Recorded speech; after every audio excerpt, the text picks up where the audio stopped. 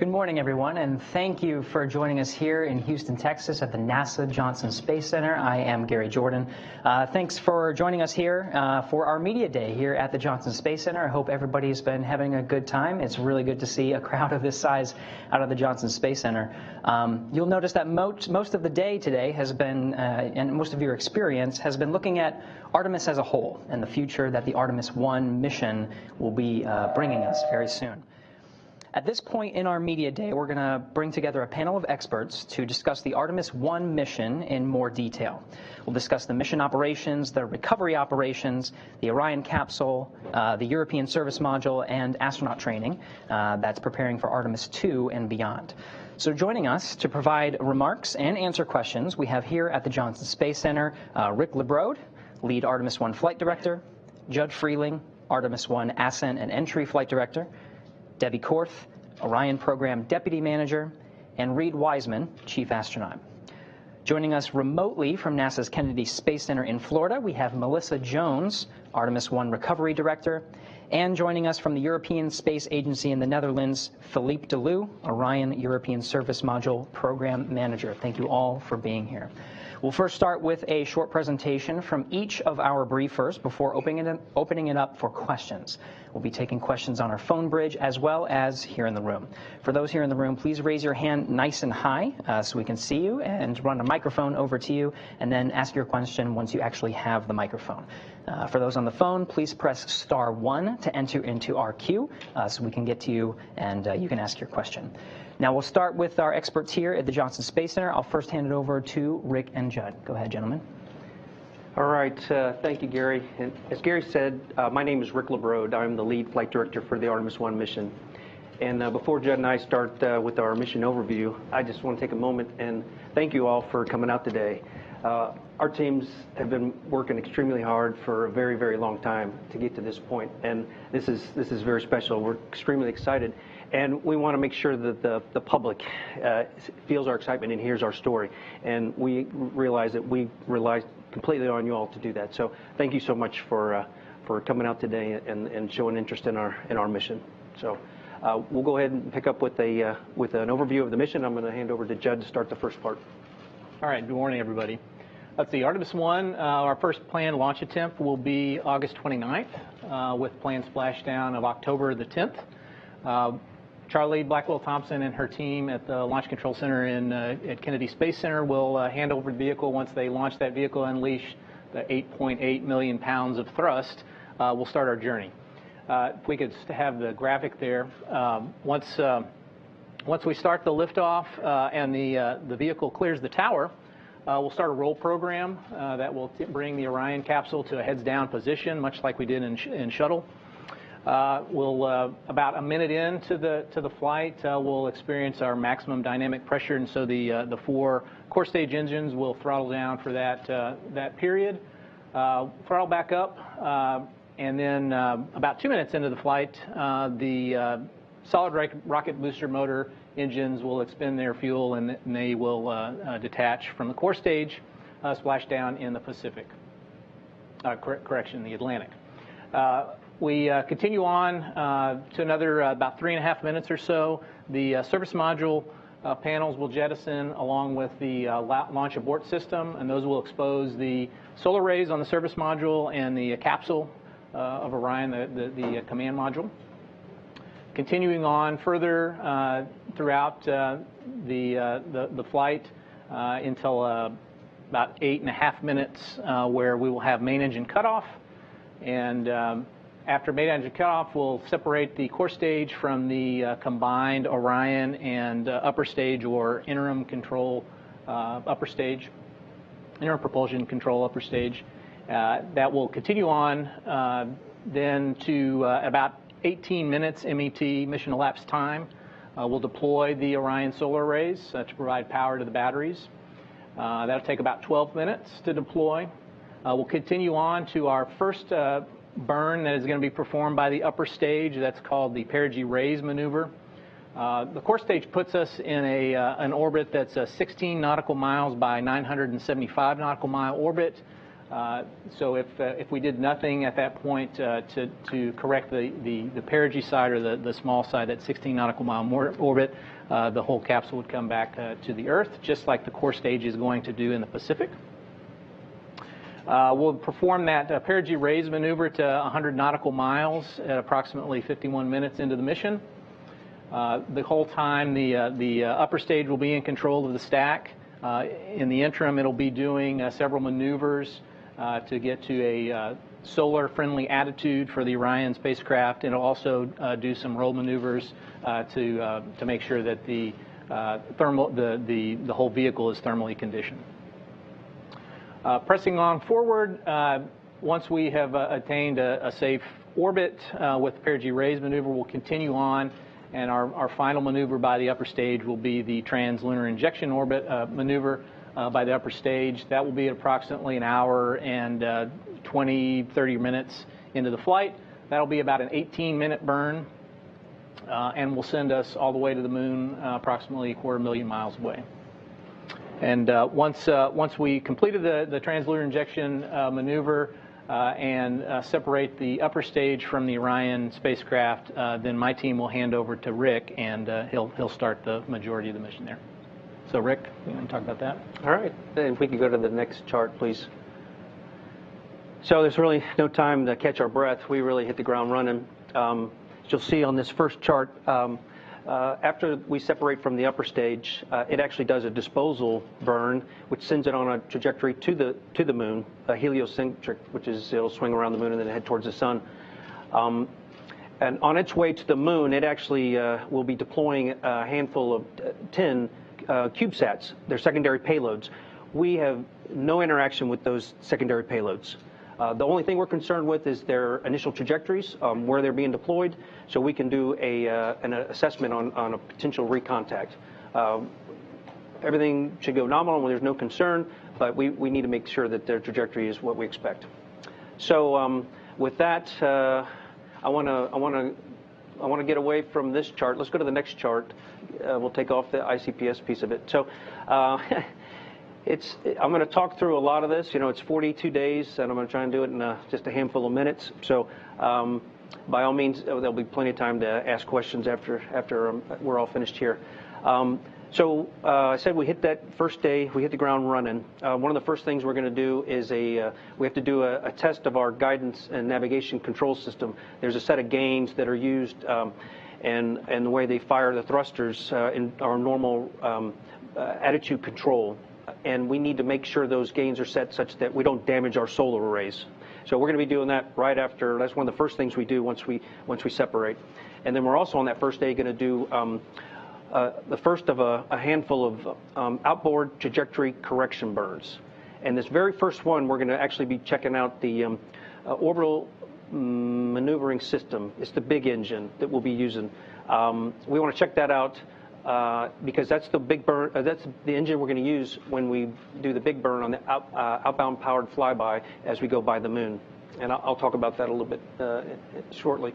But that first burn, like I said, it's a checkout. It also will get us moving ahead of the upper stage and those satellites. So we should get to the moon somewhere on the order of 2.5 hours before the satellites and the upper stage do. So that's why there's no really concern of recontact. So on our way to the moon, like I said, we'll be doing a series of these outbound trajectory corrections. They're very small, or at least they're designed to be small. If we end up having dispersions because a burn didn't go as planned, then we'll make it up in a subsequent burn. I think we have 4 of those on the way to the moon, and those all set us up for what I said is the outbound powered flyby. That's the big burn that will actually move Orion, then it'll send it up to the distant retrograde orbit. So when we do that burn and we go by the moon, we're going to be about 60 miles off the surface of the moon. It's going to be spectacular. We'll be holding our breath, but yeah. And to that note, when that burn actually executes, Orion will be on the other side of the moon, and we won't have time with it. So we'll be praying and holding our breath, but confident that all will go well.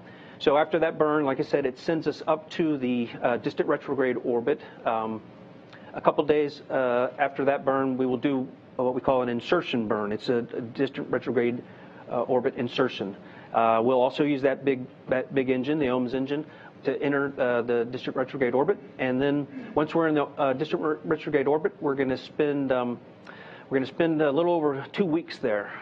You've heard us talk about long class missions and short class missions. The only difference in those two types of missions are the length of stay in the distant retrograde orbit. For a short class mission, we just do a half a lap, and then we head back towards the moon. For the long class, we do a full lap and a half, and it's a little over 2 weeks. While we're in the distant retrograde orbit, we'll be doing what we call orbit maintenance burns. They're small burns just to keep our orbit in sync. We'll do that over the course of the next 2 weeks, and then we'll do what we call a distant retrograde departure burn. It's another large burn that uses the OMS engine, and that'll send us back to the moon. And on our way back, now we're doing what we call return trajectory corrections, RTCs, and we'll do a series of those all the way back to Earth. So we have a couple of those. Then that sets us up for the return power flyby. That is our most critical burn of the mission. If something happens with that one and we don't execute it, then it's a loss of the Orion capsule. We have to do that one.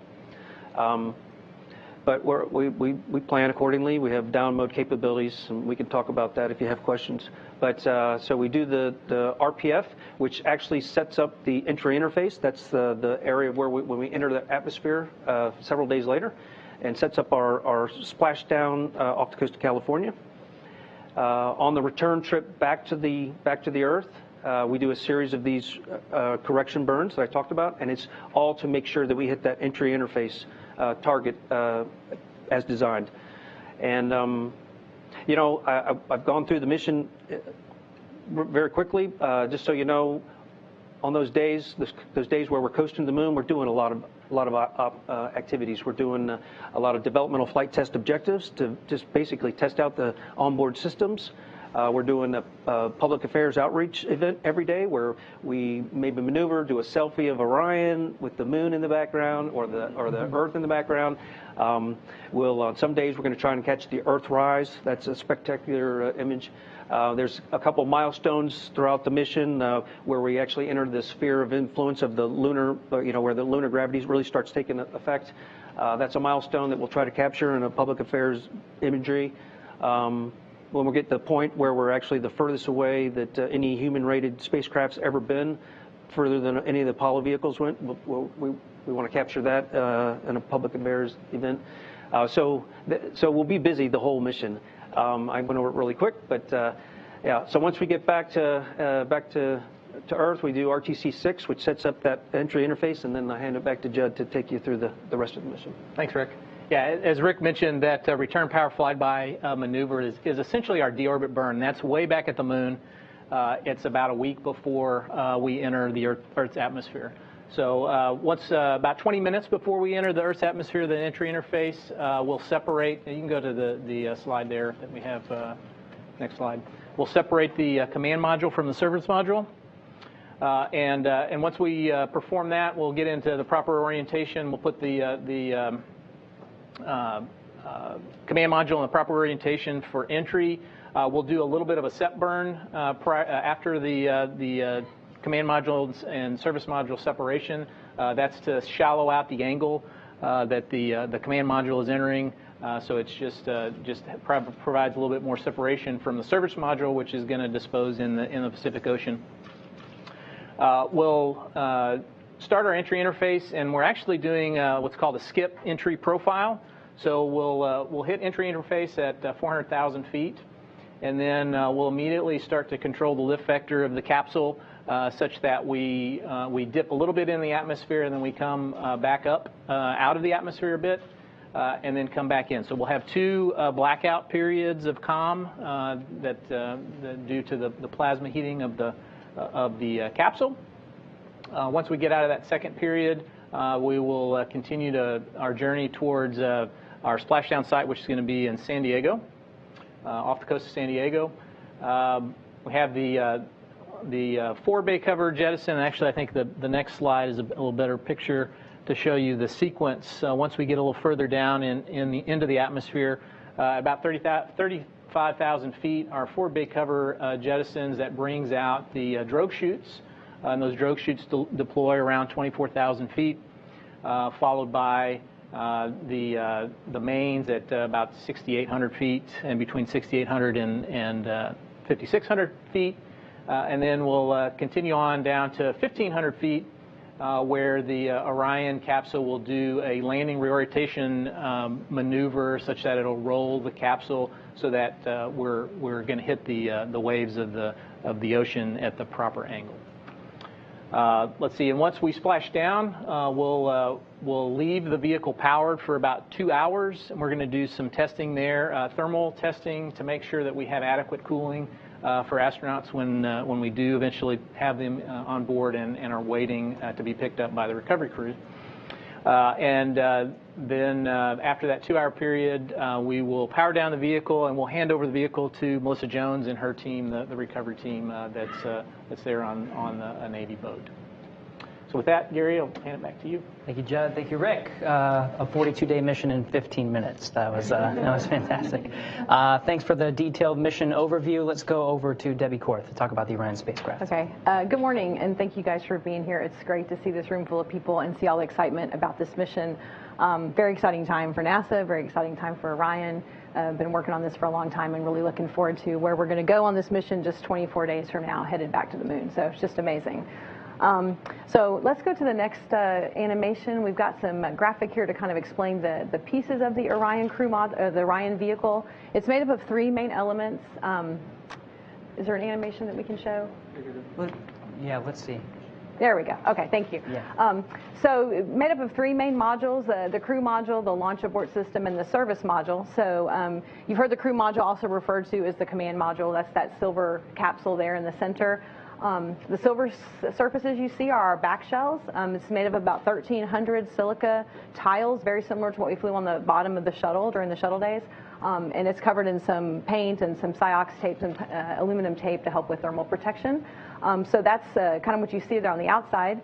On the bottom of the crew module, you'll see the heat shield that we've talked about being one of our primary test objectives on this flight. It's 16.5 feet in diameter, so it's the biggest heat shield we've ever built. It ablates some material away as we re-enter. The crew module also has its own small propulsion system. It's got several reaction control system jets that perform those type of maneuvers that Rick alluded to on the re-entry when we have to orient to the right orientation before landing. Parachutes, 11 total parachutes that you just saw pictures of that deploy in a very time sequence to slow the vehicle down from about 350 miles per hour down to less than 20 when we hit the water, which Reid will be happy that we're at that speed hitting the water. Pyrotechnics throughout the vehicle. We talk about, jettisoning things like the launch abort system or the service module when we're done with it. We use these pyrotechnic devices that help make those vehicle separations. And then when you go inside the cabin, you've got your environmental control and life support systems, so everything that controls pressure, temperature, and humidity inside the volume. That crew module is designed to hold 4 crew members for 21 days, and so obviously on Artemis I we're flying uncrewed. This is our test flight, so expect to learn a whole lot about how all these systems work. Inside the vehicle also there's avionics systems, our guidance, navigation, and control, communication systems, which are a lot different than the GPS you probably used your map to get here today. It doesn't work outside of the distances we're going, so we're using a deep space network kind of system for our communications. And then several payloads that we're flying on this flight, several of which are in the crew seat location. So we won't be flying crew, we'll be flying some mannequins and some torsos that are simulated human tissue and organs that are looking at radiation protection, radiation environment, the acceleration of the vehicle, and how that affects the human body, because our goal is for the crewed flight on Artemis II. For future crewed flights, won't be on this mission, but we'll be adding in a waste management system, a galley, and exercise equipment, all for crew health and comfort and safety during the mission. So we can go to the next slide. So this is the crew module and the service module located in our factory at the ONC. This is before we install the launch abort system. Artemis I, as you know, we're testing all these systems and capabilities, and this will be the kind of configuration of the vehicle that will be available mostly during the mission that we're talking. One of the main objectives you've heard is about the heat shield, and so the heat shield is the vehicle comes back at about 25,000 miles per hour, and we end up at temperatures of about 5,000 degrees Fahrenheit, which is about half the temperature of the surface of the sun. So we're talking about very high temperatures we're trying to protect for. We have a block design for this heat shield. It's made up of these Abcoat blocks that are adhered to a skin and a skeleton, and we'll be testing that as one of the main objectives. But of course, when you look at the spacecraft, we talked about some of the other objectives as well. You can see the solar arrays here folded up against the vehicle. We'll be doing what's called the modal survey of those solar arrays once they're deployed, and looking at how they respond to different jet firings, engine firings, to make sure they can handle the vibrations and the loads that they'll see throughout the mission profile. Checking out all of our guidance and navigation and control, and then obviously the parachute systems as we come back in. Okay, next slide. So next picture is the vehicle as it came into the vehicle, the vertical assembly building there at KSC. So it looks a lot different now. We've got the fairings around the crew module and service module, and we've got the launch abort system mounted on top. So the launch abort system, didn't talk about that previously. It's designed to pull the crew capsule away in case there is an emergency on either the launch pad or during the ascent phase. So it's made up of 3 solid rocket motors. The first is the abort motor, and that's what actually pulls the crew member away. Very powerful. It goes from 0 to 400 miles per hour in 2 seconds. So talking very quick, really trying to outrun an SLS that might be having an issue during launch. At the top of the last system is the attitude control motor, and that's what's used once it is separated from the hazardous event. It steers the crew module away and allows it to get to a safe location. And then finally the jettison motor, which would jettison the launch abort system from the crew module. So on Artemis I, that jettison motor is the only active motor. We don't plan on using the other functions. This is a non-crew flight, so we didn't put those motors on the vehicle. But the jettison motor is the one that works every flight. So it's either, eventually you take the last off, whether you're in a nominal flight or in an emergency situation. Okay, I think we can, let's see. We can go to the next slide. So this is a picture of us rolling out to the pad for one of the wet dress rehearsals. Before we got to this point, every component, every system, every module on this spacecraft has been thoroughly tested. We've done over 48 engine tests between the aux engines and the main engine that we talked about to make sure we have a robust propulsion system. That parachute system that we showed, 25 different drop tests that we did, chunking capsules and lawn darts out the back of military aircraft, making sure that we can handle every parameter, things like chutes out or different wind conditions, wave conditions, looking at all of that through that test program.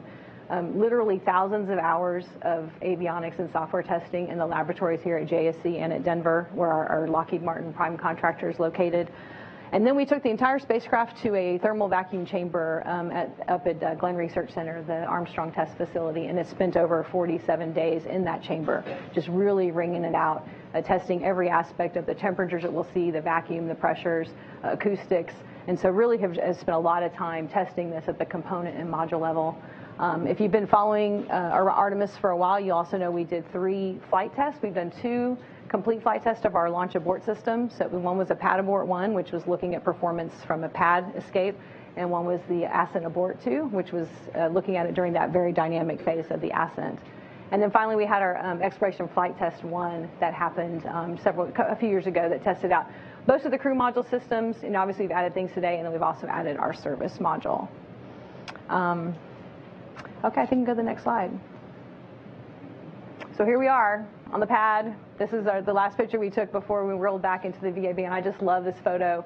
It gives me chills to see this moon in the background, our destination sort of calling to us. Just a huge amount of collaboration, testing, and energy and effort that's gone into putting this together.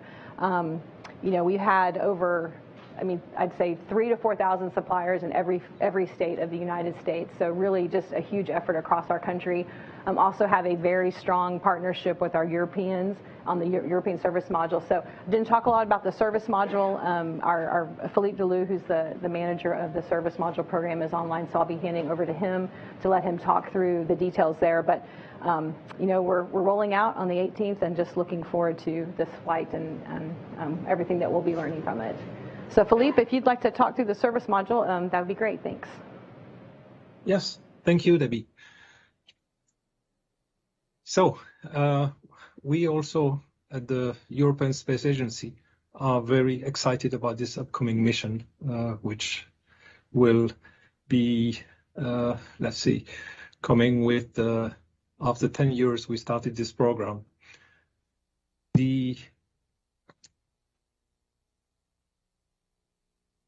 Sorry, I have a blank. Yes. So I would have loved to be in Johnson in person in order to take this media event, but I'm taking it here from the research center at the European Space Agency here in Holland in the mission room that our engineer will use here to support the mission. This is in addition to the team that will be in Kennedy. Can I see the next slide, please? So as Debbie said, the service module is one part of the Orion vehicle, and we're extremely proud at ESA that NASA has trusted us and our industry to provide critical function to the Orion vehicle. Those critical functions are the propulsion, the thermal control system, the power generation, and the storage of consumable for the crew. So the service module has 33 engines, one main engine, which is an engine recovered from the shuttle. This is the orbital maneuvering system of the shuttle. And then 8 auxiliary engines. Those 8 auxiliary engines are also a backup in case of anomaly of the main engine. And 24 engines for the attitude control and attitude correction during the mission. The propulsion system also includes propellant tanks, who can store 8.6 tons of propellant, and the pressurization system. Now moving to the thermal control system, this is a fluid loop where a pump is pumping fluid and distributing this fluid within the ESM. One of the main functions of this fluid loop is to reject the heat from the service module, avionics equipment, but also from the crew module in order to keep a comfortable environment for the crew. The next function is the power generation. This is, of course, provided by the solar panels. Those solar panels provide 11 kilowatts of power. It provides basically in an hour more than you need in order to supply the need of a home for over a day.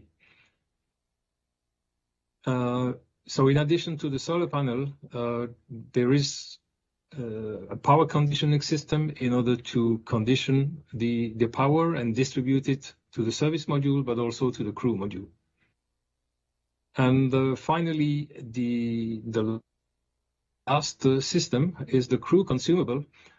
In the future version of the service module for the Artemis II mission plus, this will provide water, oxygen, and nitrogen.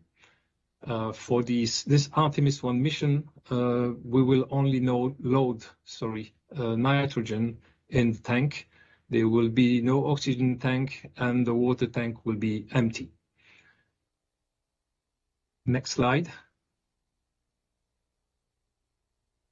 So this is another picture than the one showed by Debbie. It's a bit earlier in the integration phase and Kennedy, so it was not already mounted on the spacecraft adapter, and the solar array were not there. So it was just right after the mating of the crew module to the service module. So this is Artemis I, or the Orion for Artemis I. The service module for that vehicle was delivered in 2018. The service module for Artemis II has also been delivered and is now in Kennedy under integration. It's been delivered last year in 2021. Right now, the third service module is being built in Bijmen, and will be delivered to Kennedy in 2023. And then the service module for ESM 4 to 9 will follow with a yearly cadence from there on. Next slide. So this is a picture that has been already presented, and here I will emphasize a bit more on what will happen for the service module. I will not insist on the propulsion. I think the propulsion has already been very well described by my predecessor.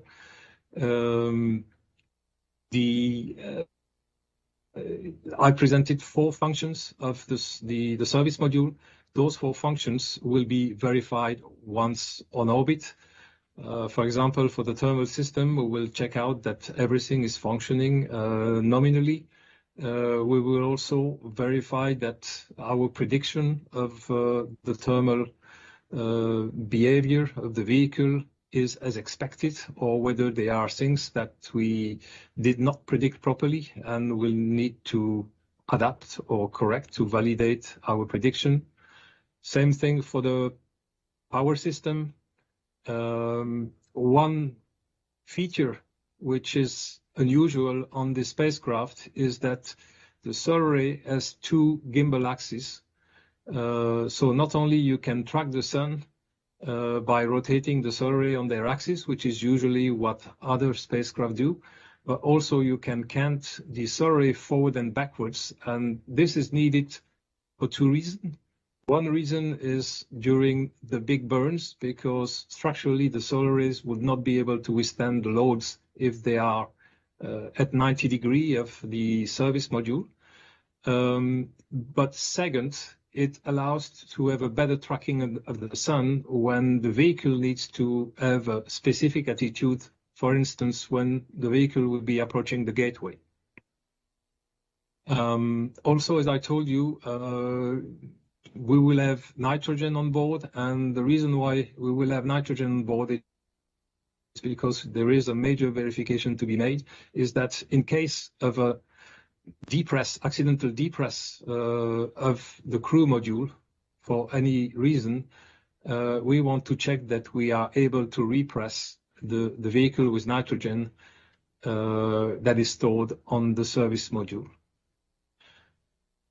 And yes, once we've completed the mission, the service module will separate and unfortunately will burn in re-entry in the atmosphere and will fall in small pieces of dust in the South Pacific Ocean. And that concludes my presentation, my short presentation of the service module, the European Service Module.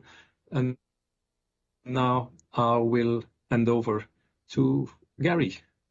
Thank you very much, Philippe, and to Debbie as well for giving us insight into the Orion spacecraft and the European Service Module. So we've taken a look at the mission profile, we've taken a look at the spacecraft. Let's now go over to Melissa Jones over at the Kennedy Space Center to take a look at recovery operations. Melissa. Thank you. Hello, everyone. It's my pleasure today to be here to talk to you about the recovery operations that we're going to do in order to recover this Artemis I Orion capsule. For the past several years, the team based here at Kennedy Space Center have been working with the U.S. Navy to create, refine, and practice our recovery operations to get the capsule back when it lands for Artemis I. Just last fall, we completed our final test called Underway Recovery Test 9 aboard the USS Martha, and that certified us to do these recovery operations. These recovery tests allow us to experience life aboard a Navy vessel for 6 to 8 days as we are practicing with a full-size Orion mock-up. And we practice over and over again what will happen on splash day to refine how we work with the capsule and integrate with the Navy. We have a decades-long partnership NASA does with the Navy, as I'm sure you know from our time with Apollo, recovering human spaceflight missions, and this Artemis program will just build on that experience that we have with them. So speaking of that, so NASA chose the Navy's LPD landing platform dock class ship specifically because of the well deck that it has, the helicopter pad, its onboard medical facilities, and the communication capabilities. You can see a picture of it on the screen. This class of ship also provides us the communication assets that we need to communicate back with the flight control team at JSC. You heard Judd talk about it earlier. So on recovery day, we will be in communication with his team, listening for burns as they happen and information that will allow us to know what are we going to get when the capsule lands from a health and status perspective. During the mission, the capsule will travel about 25,000 miles an hour before slowing to 300 miles an hour after entering the Earth's atmosphere. And when the parachutes deploy, we're expecting it to slow to about 20 miles an hour before it glides into the Pacific, where we'll go get it. And that landing location is approximately 50 to 60 nautical miles off the coast of California. During the final hours of the mission, what we do to prepare while the capsule is getting ready to come back through entry is we deploy some helicopters off of the flight deck of the ship. We talked about that, and some divers. If we can pull up the first slide. We'll have a picture of the divers interacting with the capsule. But basically, those folks need to be in the open water and the air because we're trying to get as much data collected as we can upon entry. So we want to see the parachutes, we want to take imagery, we need temperatures, how is the TPS performing, and so it's very important that we already are deployed so that we can get that information as quickly as possible. And then the deployed team of divers is pictured on your screen. The very first task that they will have is trying to get to the jettison hardware that was mentioned before it sinks. There's a forward bay cover that comes off of the top of the capsule. Judd talked about that earlier. And 3 main parachutes. Those are the top priorities we have for getting back as quickly as possible that hardware. Now, of course, if we can get back drogue chutes or any of the other parachutes, we will absolutely try to do that. But those are our priorities. And while that's happening, there will be some tests happening on the Orion vehicle that were mentioned for cooling and other things. So we let that capsule sit powered up for a while we're focusing on jettison hardware. And so you can see once we're ready to recover the capsule, the divers will approach the capsule, which is in the picture that you're looking at. They will attach something called a pony collar, which is that colorful black and yellow and red and orange collar around it. And that allows us to attach lines to the capsule so that we can tow the capsule into the back of the ship, into what's called the well deck. So if you want to go to the next picture. You can see that all of the lines are attached, and we now have a ship that the picture is actually being taken from a rib, which is a rigid hull inflatable boat where the Navy is holding the capsule from the back, and there are lines being attached to the front from the ship, and then we will tow that capsule into the well deck where we will hold it steady while the Navy drains the well deck. If you want to go to the final picture, you can see a copy of what it looks like inside, a picture of what it looks like inside.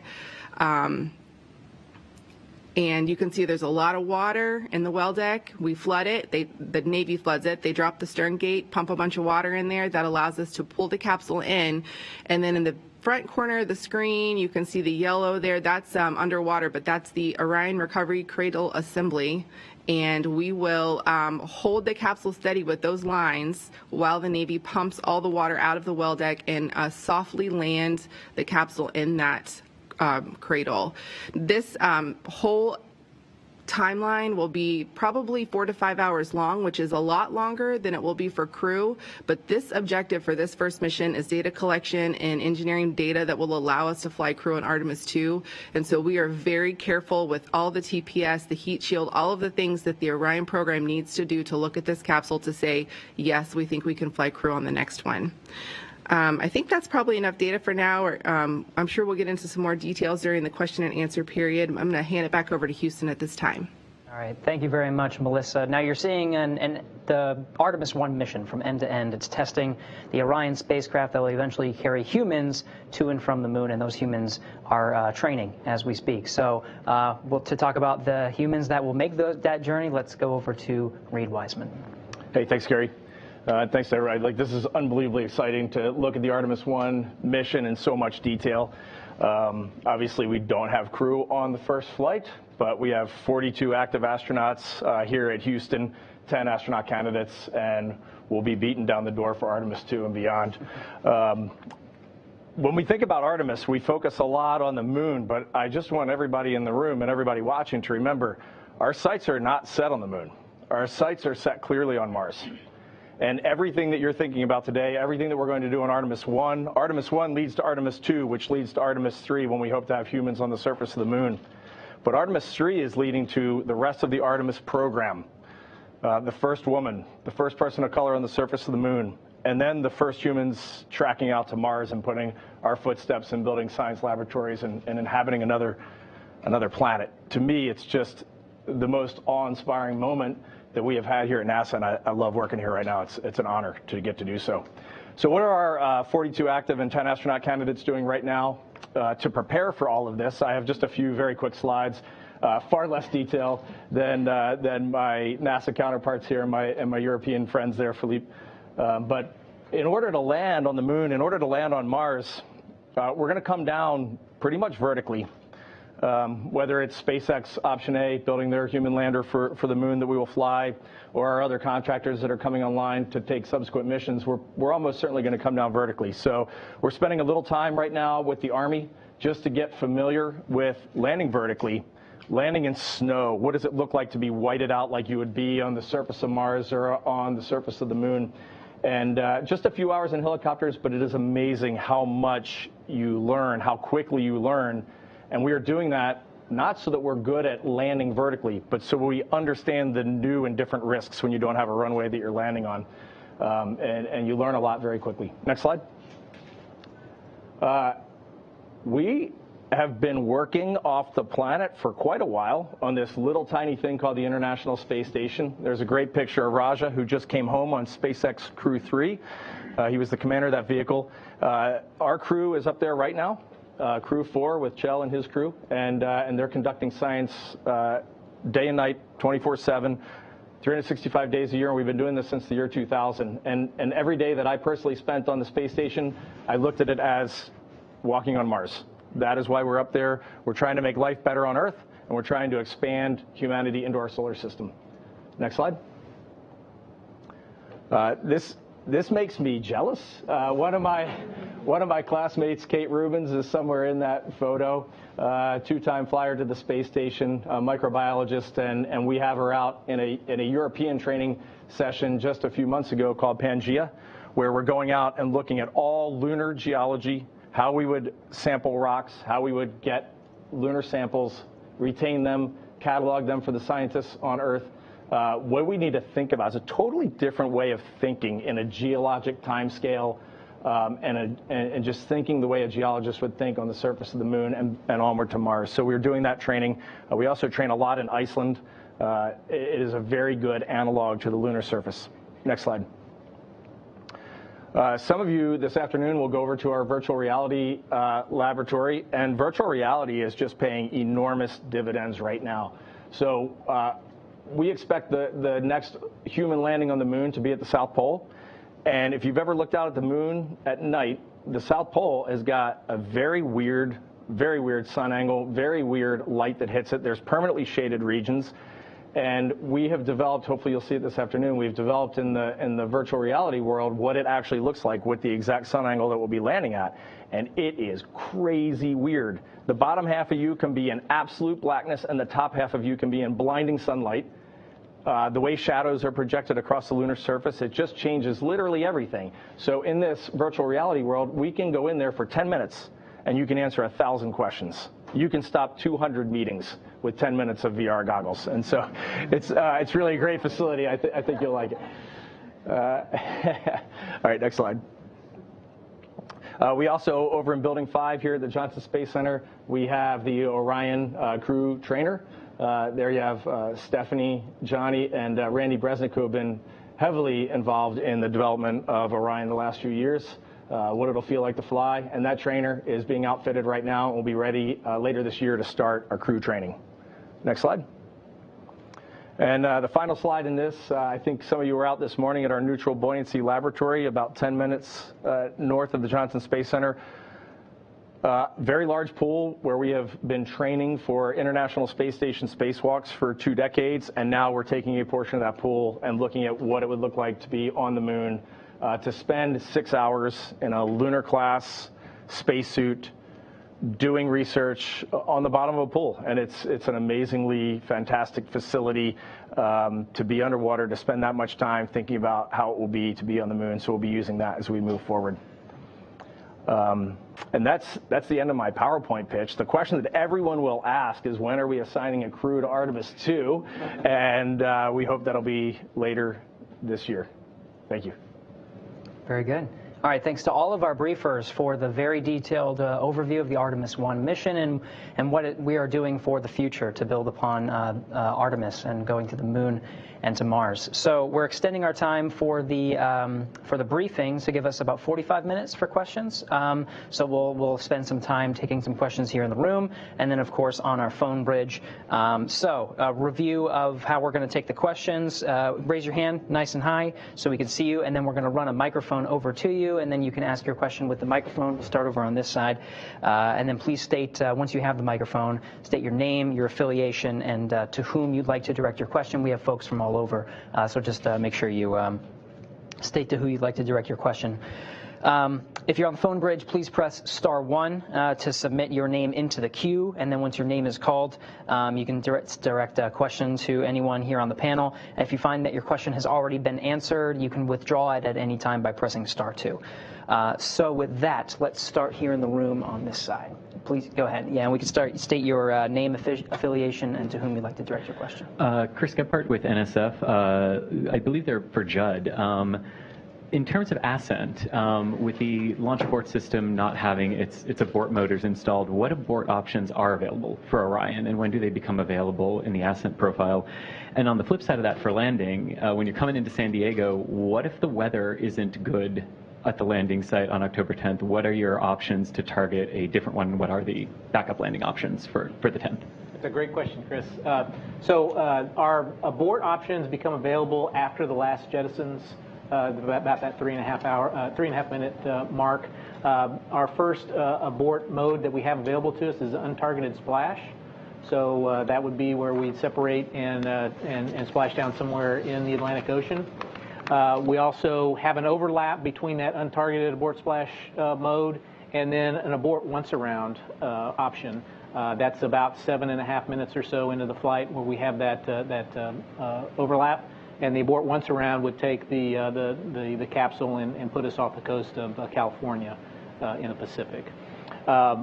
Additionally, we have, once the solar arrays are deployed, after about that 18 plus 12 minute mark, we have available to us, should something go wrong with the upper stage, we have the option to abort to orbit. So we'll do an orbit. Obviously, we wouldn't be going to the moon in that fact.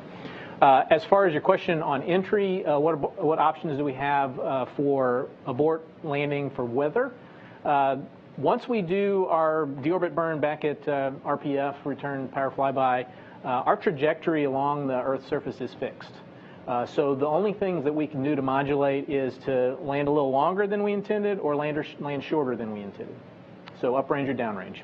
And so we have several sites within 1,200 nautical miles of San Diego that we'll be looking at to make sure we can, and we're 90% confident that we'll be able to find one that will fit all the conditions that we need to splash down. Melissa didn't mention this, but 3 days out before splashdown, her recovery team is going to be halfway between that 1,200 nautical mile and San Diego. And so once we have a better idea what the weather's going to be like, we'll either send the recovery forces inland, or if the weather's bad inland, then they'll proceed outland. Okay, yeah.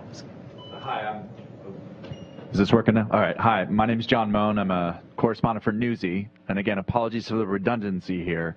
Once we get all the data from this unmanned mission, what's a refined timeline for when human beings are going to be going back to the moon? You want to answer that? Or? Yeah. So after Artemis I, the next step will be Artemis II, which is planned for 2024. So that'll be our crewed mission. We'll take all the data from this flight. The Artemis II, you saw pictures of the European Service Module for Artemis II has already been delivered. The crew module and the launch abort systems are already well on their way of being fabricated down at Kennedy as well. So we talked mostly about Artemis I today, but those vehicles are already rapidly being built. Plan to hand those over to our ground support friends in mid-2024 and launch by the end of 24 for crew. As far as Artemis III, targets in 2025, so we're trying to do annual missions after that. It's kind of outside the scope of this briefing because there's a lot of other components that have to feed into that. But in terms of the Orion vehicle and the launch system, those are both targeted to be ready by then. Mark Carreau with Aviation Week and Space Technology, and my question is for Rick LaBrode. How will this mission inform mission control and the team to prepare for the crewed flights, either 2 and 3? I guess what I'm saying is, what will you guys be focused on to make sure that you've got the bases covered for when you have a crew? That's a good question. Excuse me. So right now, all the performance data that we have of the vehicles really is test data that Debbie talked about. We supported all those tests, but it's all either test data or models, theory. And this mission is going to inform all the models. We're going to see how the vehicles are going to really perform in the environment that we're asking it to perform in. And so all that information is going to be knowledge that we're going to gain. We're going to be updating all of our procedures and our documentation to make it more accurate as to how that vehicle is going to operate. And that's just going to make us smarter controllers for when it is time to put the crew on the vehicle. Irene Klotz, also with Aviation Week, probably for Judd. After the perigee raise maneuver, how long before the TLI burn might there be to have Orion stay in Earth orbit if there's some issue? And also, what's the battery life on Orion before the solar arrays need to be deployed? Great questions, Irene. Let's see. So first question on perigee raise maneuver, how long can Orion stay on board orbit if there was if there was a problem? So if there's a problem with the upper stage, Orion still has the OMS engine available to it, so we can circularize, we can raise its perigee if we need to on its own, so we can perform an orbital insertion. Although in that case, we're likely not going to the moon. Does that answer your question? No, if there's the upper Can you pass the mic down? Thank you. If the upper stage is available, but some other issue comes up where you're not burning according to your nominal timeline, is there an option to delay the TLI burn? That's a great. Okay, I understand your question now. No, there's no option. So the upper stage is pretty much a fire and forget vehicle. If it doesn't perform the perigee raise maneuver, or if it doesn't perform the TLI maneuver, Orion does not have the commodities to get to the moon by itself. So it has to be put on that TLI burn by the upper stage, and it has to be at the times that we prescribed. Your second question about the batteries, how long do the Orion batteries last before the solar arrays? They can last about 45 to 50 minutes, or a little bit in that hour time range, just enough to get to the abort once around should that be needed. Hi, Robert Perlman with Collect Space. One for Rick and one for Reid. Rick, realizing there's no crew on board, how is the flight team going to be referring to the vehicle when it's in orbit over the loops? Does it have a call sign, or is it Orion, Artemis I? And for Reid, are there members of the astronaut corps who are assigned to specific technical roles for Artemis I, supporting either as a Cape Crusader or on reentry or in mission control? Mine's easy. It is Orion. We'll refer to it as Orion. Mine is more complicated. Many of these people you know well. Stan Love will be working in mission control. He'll be following along as if we had a capsule communicator on console. So Stan will be looking from mission control perspective. Randy Brezick has been following Orion on our technical side with the Orion program for the last few years, so he'll be looking at the technical aspects of the mission. Joe Acaba is our VIT chief, so he will be down at Kennedy Space Center looking at all of our processes leading up to the pad, and then also on return. And then I will also be at Kennedy for launch, looking at where will we be putting family, where will we be in launch control the day that crew is on board the vehicle, and I'll be there with our flight ops director, Norm Knight, as we do that. That's the small scale, but also understanding that this Artemis I mission gets everybody fired up. So there is a large press element. So you will see astronauts all over with the administrator. We'll be doing a lot of interviews, especially I know this afternoon, a lot of folks will be touring you around as you're going through Johnson Space Center. So we'll be all over the place, but for the technical roles, those are really the folks we have assigned.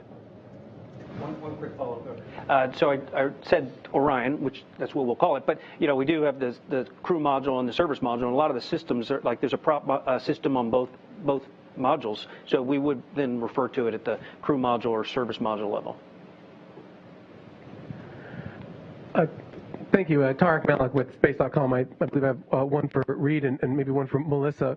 Reid, with some systems like the waste management, et cetera, not flying on Orion, I'm really curious what the experience you're looking for the astronaut corps to get from the sensors that are going to be on board the mannequins, et cetera, in the spacecraft. How germane and how accurate can you get a picture of what that experience is going to be like? And for Melissa, on recovery, with an extended retrieval time for the testing, what's the target recovery for an actual crew that you're going to want to aim for? Thanks. From the crew on board standpoint, I got to be honest, the thing I'm most looking for is how does this integrated system work? How does the core stage vehicle dynamics work on ascent? I know that will all be good. How does the ablative block heat shield architecture work on reentry? That is something we'll be watching. For the ride inside, we've been working on this vehicle for years. We've been doing egress training. We've been looking at the waste facility, the exercise facilities for years. That is not what we're looking to get out of Artemis I. This is a robust vehicle. It's built to go to deep space. It's going to be ready for crew when we're ready to fly there on Artemis II for sure. Yeah, I might add, on Artemis I, we are flying, like I said, some payloads that will help inform our models and make sure that the design that we have predicted is actually realized during the flight. So, the kinds of environments we're worried about, radiation, vibration, accelerations, all those things we're measuring in the vehicle. The heat shield has hundreds of sensors embedded in this abcoat block. So we'll be collecting, actual temperatures at actual locations, different depths, different locations. Same thing with the landing loads. We've got sensors that are picking that up. So really, I think, in terms of crew protection and crew occupancy, it's really about validating the design so that we're ready. These other systems like waste management, galleys, exercise, we do have a lot of those capabilities to test on the ground. We have crew over all the time testing out those facilities. If you're going to Building 9 later today, you'll see the mock-up, and there's all of those capabilities in there. As well as the vehicle that we're building up now for Artemis II already has the waste management system has been installed for a year. So we and in terms of that one specifically, that same waste management system has been flown to space station. So Reid mentioned about a lot of the stuff we do on space station informing our data. We use that as a test bed all the time to prove out the things like fluid dynamics you really want to test in zero gravity, right? So the waste management system's on board today. We did have another second question for Melissa. Let's go over to Melissa. Okay. Hi, that was a great question. So our requirements for getting crew to medbay is 2 hours. I will tell you that our estimates think that we can beat that pretty significantly. We think we're looking at about 80 minutes. I will tell you that, however, the capsule that you saw in the picture that we showed you does not have an interior, and the trainer that we're using to refine those egress procedures with the DoD and timing is almost finished. It's actually going through final stages of verification and validation. So as soon as Artemis I is over, the very first underway test we will embark on with the Navy will have that new capsule that has a hatch and seats in it, and we'll start refining how quickly we can get to the capsule, open the hatch, get the crew out, and get them to medbay on the ship. So estimate is 80 minutes at this time, but we think that we can beat that and refine those procedures. Excellent. Let's go back in the room. Gina Sinceri, ABC News. I think this is for you, Rick. If you launch at 8:33 a.m., it's a 42-day mission. If your launch slips in that window, how does the mission duration change and why? Okay. Actually, the mission duration doesn't change at all. It'll force our team to do a lot of replanning, but for the most part, the mission is identical. That's the beautiful thing about allowing for a 2-hour launch window. It gives us flexibility for the launch teams to successfully launch, and we can still execute the same mission. The primary burns may slide on the order of minutes, but pretty much the mission will be the exact same. I'll add on to that. So the reason that it's the same duration is every launch day we're targeting the same point in space for TLI, translunar injection, and so when we move through that window, we're just changing the angle at which the rocket is approaching that TLI, and actually that TLI is moving westwardly, throughout that window. So we're changing the angle at which we're approaching. Risk of getting way out over my skis. So we're gonna roll here. We have 3 launch attempts, right? We've got the 29th, I think the 2nd and the 5th. But I think this is a really important point. We're flying this vehicle as a test flight. We do not know everything. We've modeled everything. We've evaluated everything. We've tested everything we can test on the ground. But it's a whole different ballgame when you roll to the pad and you go to get off of that pad. So there's a very solid chance we roll, we go for the 29th, and we don't make the 29th. And there's a chance we don't make the 2nd or the 5th. And in that case, then we're going to roll back to the VAB, we're going to reset a few systems, and we're going to go back out. That next set of 3 launch attempts, we do go to the shorter class 22, I think, day mission. So just keep in mind, there's a lot of unknowns still out there. So yeah, so just to make sure it's clear. So the 29th, the 2nd, and the 5th are all long class. They're going to all be 40-plus day missions. But if we roll back and then we go into the next launch period, then we start off. It's generally the first part of the launch window, which is several weeks, is a short class, and then we transition to a long class. Go ahead. Hi, okay. Bill Harwood, CBS News. I just want to follow up on those last ones. We've all been told the 29th, 2nd, and 5th. Charlie Blackwell Thompson said last week, or earlier this week, if you roll out on the 18th, she said you get 2 attempts. Explain what's going on there. I don't understand the flight termination system, battery install. When does that clock, that 20-day clock, if it is a 20-day clock, when does the 20-day clock start ticking? And if you roll out on the 18th, what's your last opportunity to fly? In other words, do you really get all 3 of those opportunities or not? And a second question I'm squeezing in. I'm not standing in my driveway looking out at the moon. What are you going to show me with your finger? What is the orientation of that orbit as I'm looking at the moon? But Apollo, it's going around the moon, it's an eclipse, around the moon, eclipse. What is Orion doing in that distance? In order, as I look at the moon from Earth, try to visualize that in the eclipse. Sorry for too long. That's good. No, that's a great question. I'll take the first one. If the briefers can reiterate the question, we actually didn't capture that for TV, okay. So just a quick reiteration and then answer it. Thank you. The first question that Bill had was, what is the actual constraint on the flight termination system, and where does the 20 days that Charlie Blackwell Thompson talked about come from, and where does the clock start? So the clock starts during the processing in the VAB.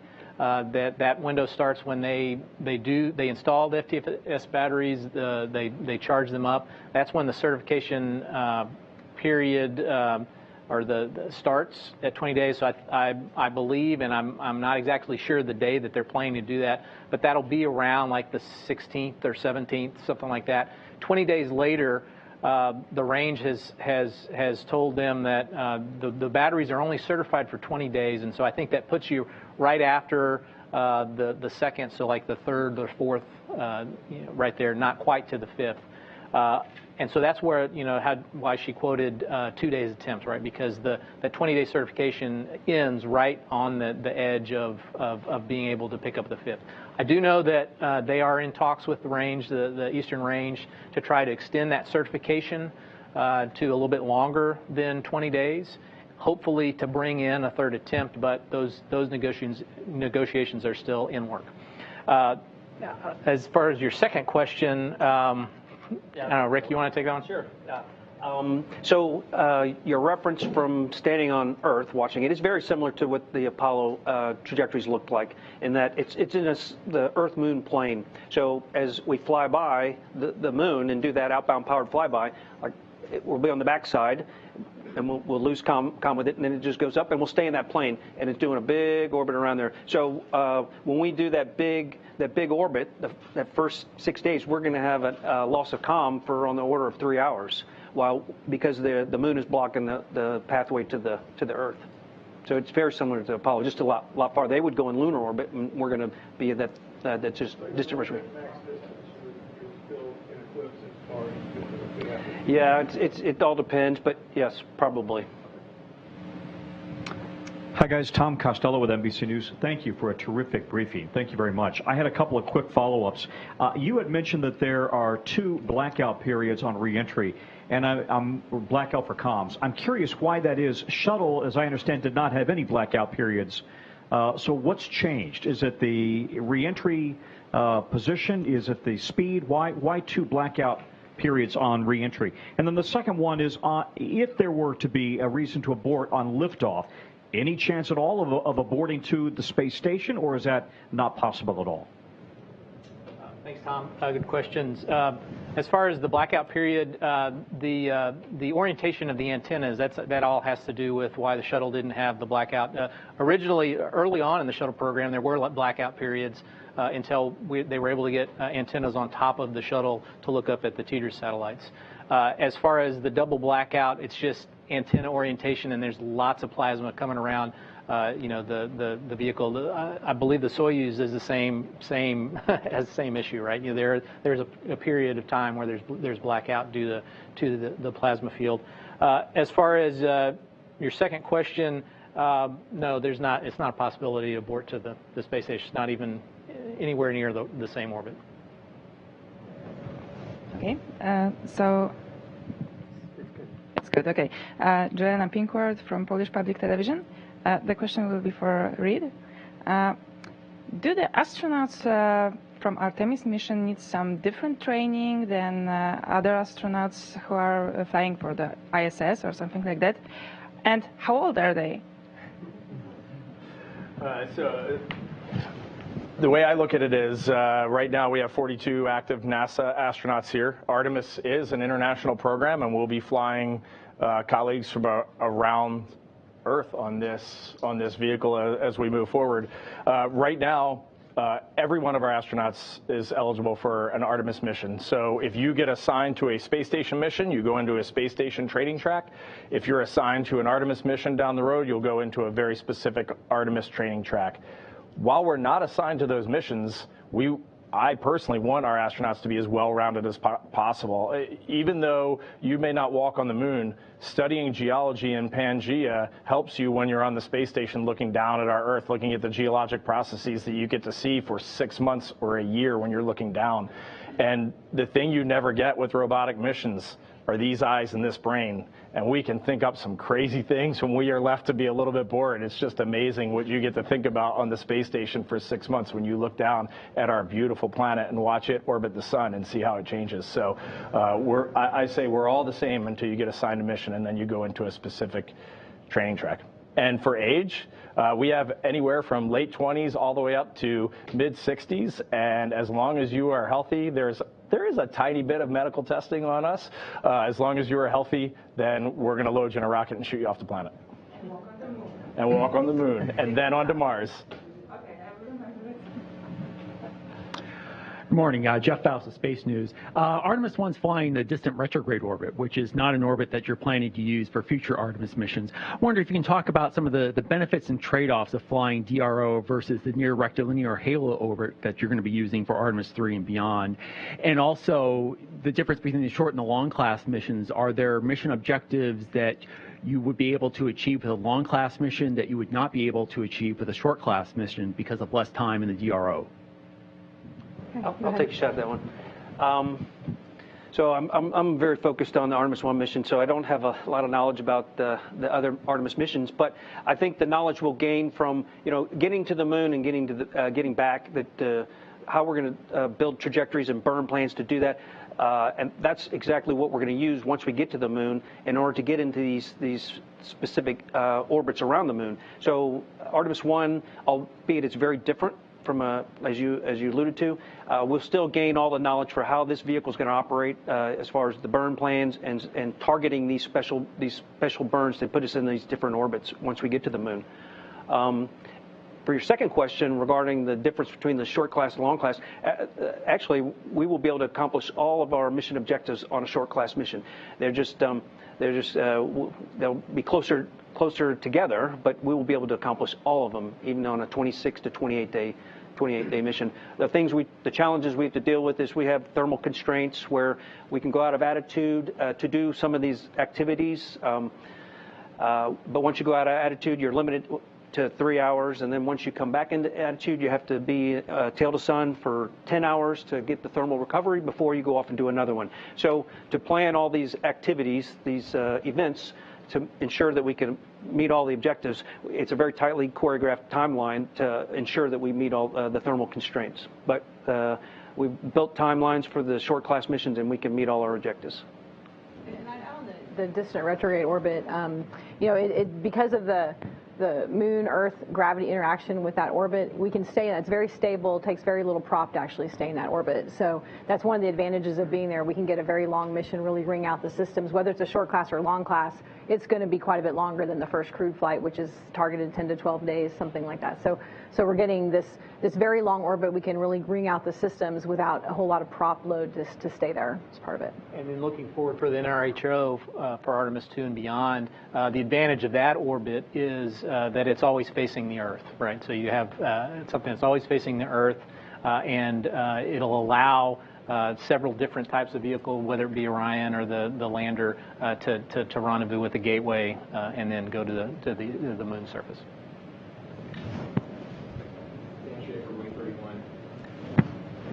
Check. There you go. Dan Schaefer, Way 31 in Huntsville. This is a follow-up for Reid on the astronauts. So you've culled 40-odd astronauts now down to about 10 who want to fly on these first couple of crewed missions. How did you do that?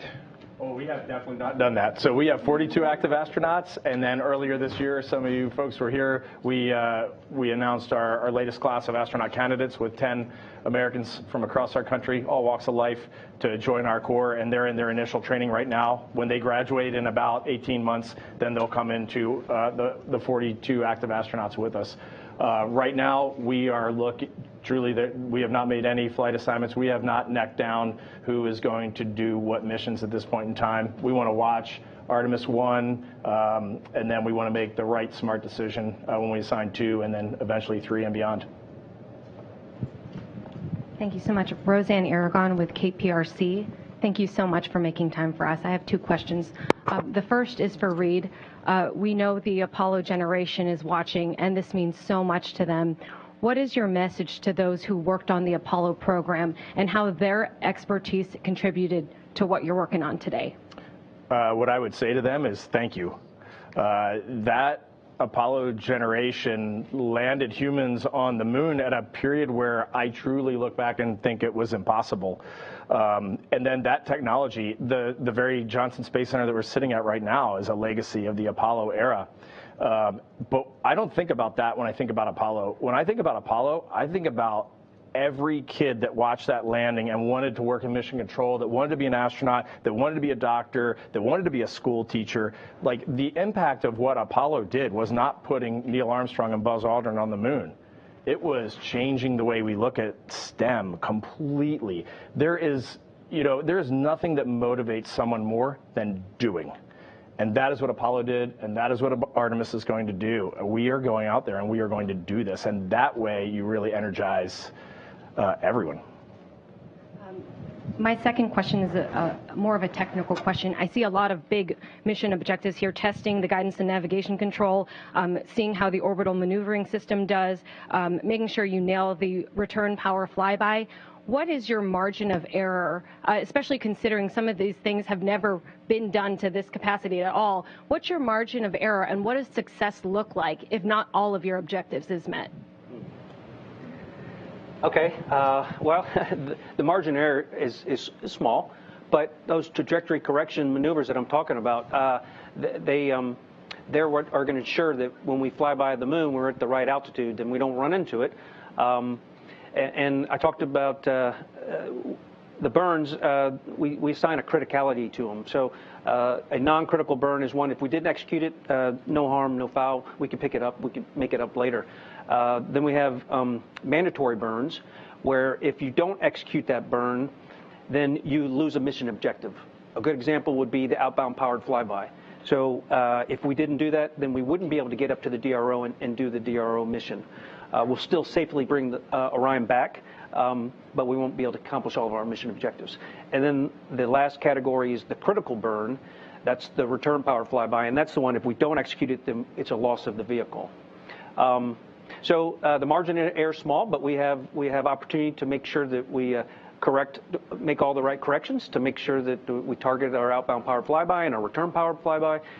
So confident that we'll be able to execute the trajectories as necessary as long as the vehicle performs the way it's designed, we're going to get the mission accomplished. And I would add to that, I mean, this is a test flight. So we're also finding where the margins are, right? We're finding where the conservatism in the analysis that we've been previously done. And so in many respects, we're continuing to learn, right? And so we'll find where those margins are. Hi, I'm Cooper Heim with Singularity and Everyday Astronaut. Apollo had Hasselblad as the camera on the moon, and I'm curious to know, does Artemis have a camera? Actually, Artemis has a lot of cameras. Debbie probably could talk better to the internal ones, but on each of the solar array wings, we have a GoPro that's wireless, has a wireless link to the crew module, and we'll be taking imagery a lot throughout the entire mission, and we'll be transferring that imagery from the GoPro camera down to the we have camera controllers internal to see them, and then we'll be bringing those down to the Earth. But there's internal cameras also that I don't know the make of those. Do you know? Yeah, I don't know the make. There are several cameras inside the crew module, and actually there's a technology demonstration payload being flown called Callisto. You can read about it if you haven't already. It's a collaboration with Alexa. And actually, so you'll have a camera on board. You'll be seeing, from the vantage point of a crew member sitting in a seat. And actually, participants can interact with that. If you have Alexa at home, you can ask questions. Where's Artemis today? Where's Orion today? What's happening on the mission today? So there are various camera views, both externally. Some of that's imagery you want to capture for post-flight analysis. Did things perform the way we want, or did that solar array deploy and lock into place? So definitely, the cameras external help us during the mission if we start seeing data that looks like an anomaly. But then a whole bunch of video inside too as well for just see what's going on. Is that the same for whenever they go down to the moon? Will that be mostly GoPro? Will that be a RED? Will that? Yeah, good question. Those are Artemis III related, so I wouldn't be able to get to the answer today. I'm sure Gary can get you some information on what's happening on those. Mm-hmm. I might sneak a cell phone. They're pretty good cameras. Yeah. Thank you. Sure. Over here, Daniel Alfonso from The Independent. A lot of people ask questions about numbers and mathematics and specifics, and I want to talk about the human aspect. This is the very first time that we see an African-American, a woman getting into the moon. Diana Trujillo from Colombia being the flight director. Astronauts from Ecuador origin, from Salvador, from Puerto Rico. How important was for NASA to send that message out there? That this was like driving into diversity and inclusion, all of you guys. That's double. Absolutely a priority. I mean, it's something we think about every day. And so, this mission to me, professionally, I'm very excited and proud, but I also personally, I have 3 kids, 2 of which are daughters. And so when I talk to them about, we're going to send a woman to the moon, they came to understand, but there hasn't been one. So they grow up in an environment where things are just so much more diverse and inclusive. So absolutely, to me, from a professional, but also from a very personal standpoint, I think it's a huge, huge deal that we've made this a very big focus of this mission for both women and people of color. Yeah. Absolutely.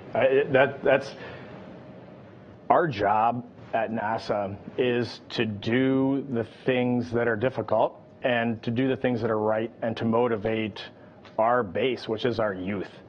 And right now, our country is a diverse and extremely rich country, and we want our astronaut corps to look, we want every kid in America to look at our poster and say, oh, I see myself in that. I grew up poor, or I grew up in this state, or I grew up with this type of family. I can do that someday, and it's really important for all of us to stand together as we go and do this. And the neatest part about getting to work at the Johnson Space Center and at NASA as a whole is the team you work with. Every day when you get to work, the stories you can tell, the flight director class that we just hired that's truly from all over our country and the world, it is an amazingly rich place to work. And it's reflected every year. It's the best government agency to work in, and there's a reason for that, because we're a bit progressive and we really love what we do. All right, I'm going to go to the phone for a second. They've been very patient, so I just want to give them an opportunity as well. Marvin Marshall with the Nighttime News Space Report. Go ahead. Hi, my name is Marvin Marshall from the Nighttime News Space Report. I appreciate you guys having us out here today. My question kind of banks on the camera question there. I was wondering, how much public engagement will there be to mean the live streaming from orbit?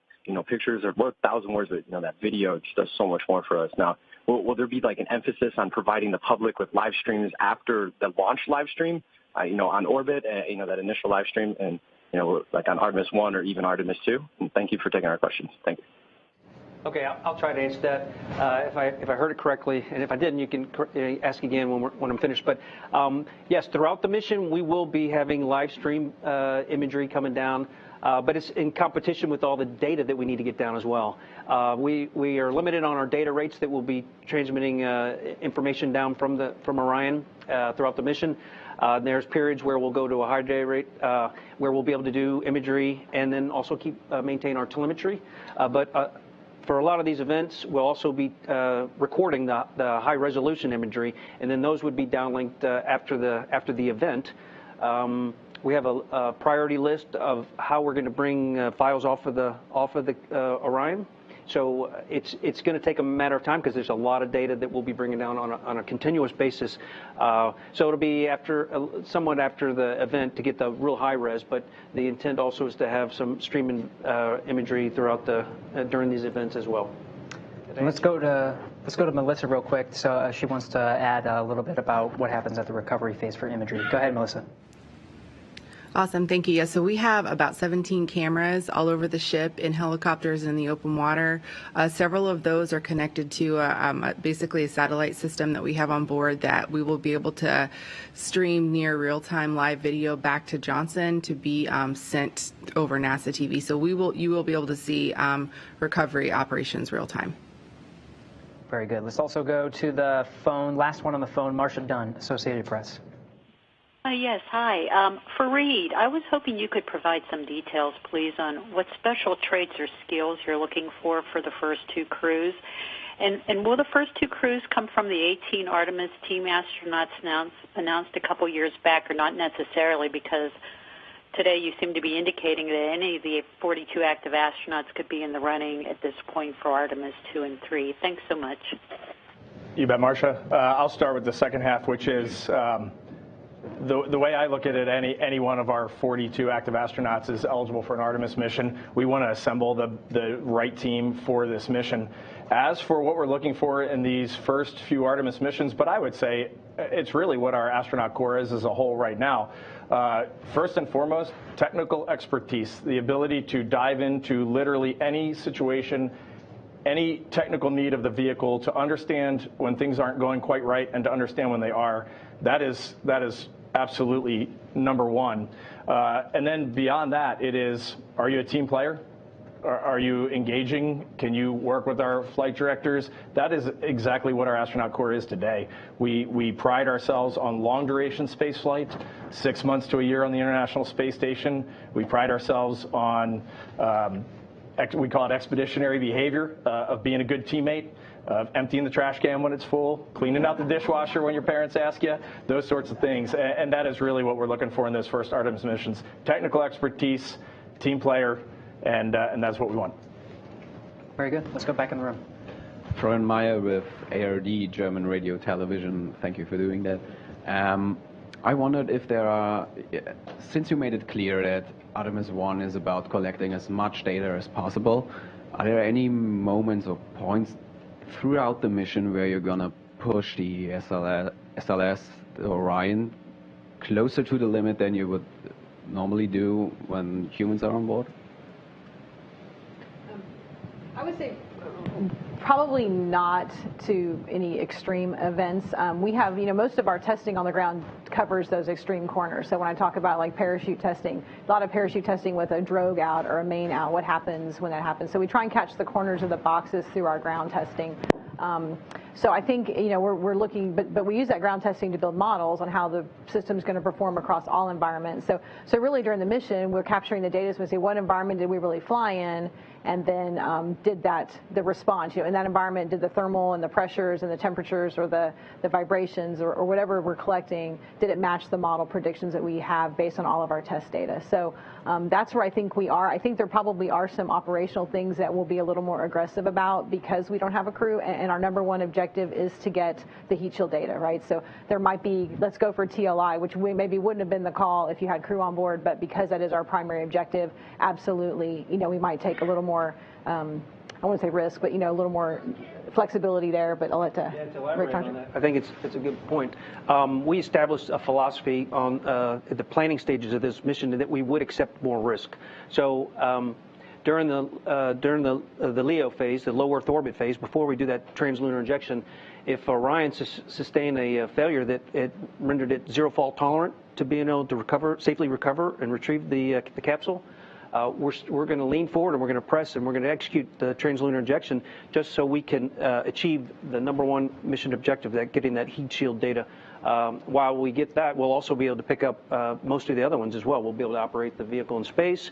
We'll be able to, Melissa and her team will be able to get on site and recover it. Because what we'll do is we'll burn the translunar injection and then we'll select an early return trajectory to bring Orion back quickly. We won't make it to the moon. We may do a lunar flyby depending on the nature of the failure, but that is so we can get that number one priority objective and then safely get the vehicle back. And then on the SLS side, we don't have automatic aborts. So we'll have automatic aborts that for the crewed vehicle. So they're all manual aborts at this point. So we're leaning forward in that aspect for the SLS as well. And I guess one other item, Melissa may want to jump in. After the reentry and splashdown, she mentioned that they have up to 2 hours from a requirement standpoint to get the capsule in. Obviously, I think we're going to beat that. But I think on Artemis I, we are leaving it in the water for 2 hours. We're doing a thermal soak back. We want to understand what is that thermal environment inside the capsule when we finally have crew in there on Artemis II. Did we predict correctly? Because they're going to be in suits. How long can they stay in suits and stay cooled? So in a case like that, we are pushing beyond what we expect on the mission just to collect the data again to validate the design. Yeah, let's go ahead. Great, thanks. Joey Roulette with Reuters.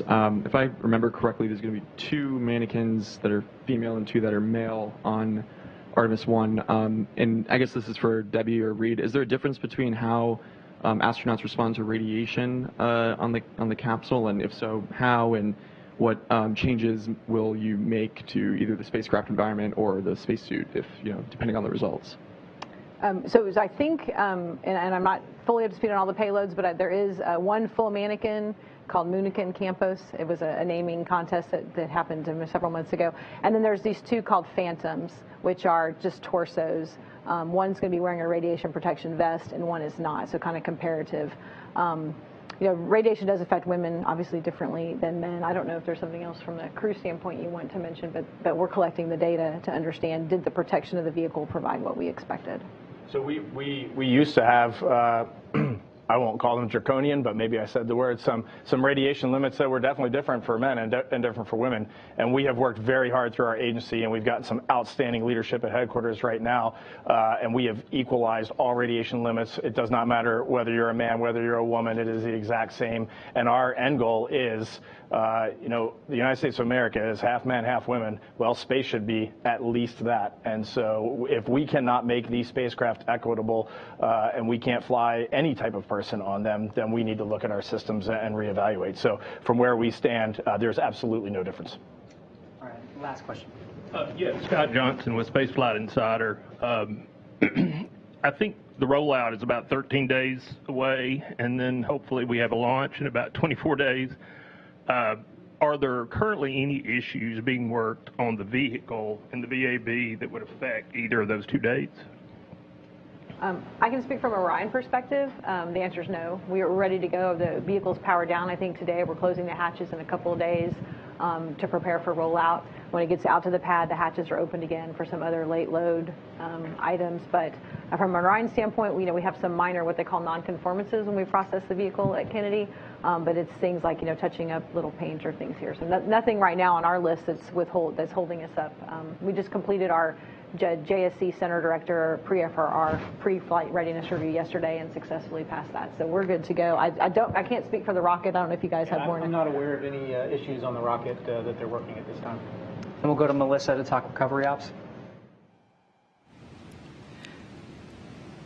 Hey, I was just going to comment on the question. I am here at Kennedy. I do share a wall with Cliff, who is the one who's getting us ready to roll out. I could tell you that we, at this time, are not working any showstoppers. I can't give you any technical details on any of the nonconformance we have, but we're looking pretty good right now for holding both of those dates. Excellent. All right, that'll wrap up our time for questions. Thank you all for submitting your questions into our briefers, for taking the time to do a detailed brief of the Artemis I mission. You can follow more about the mission on nasa.gov/Artemis-1. All these charts that you saw during today's briefing will be available online, so we can point you in the direction if you're interested in those. Thanks again for joining us. That'll wrap up today's briefing.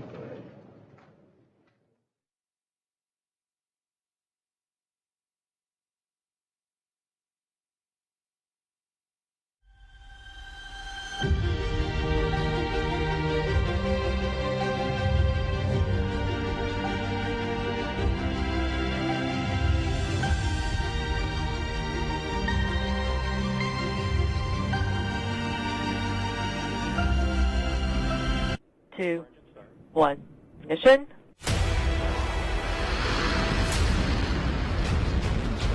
And liftoff. Copy, 1 Alpha. Pushing downrange. Trajectory nominal.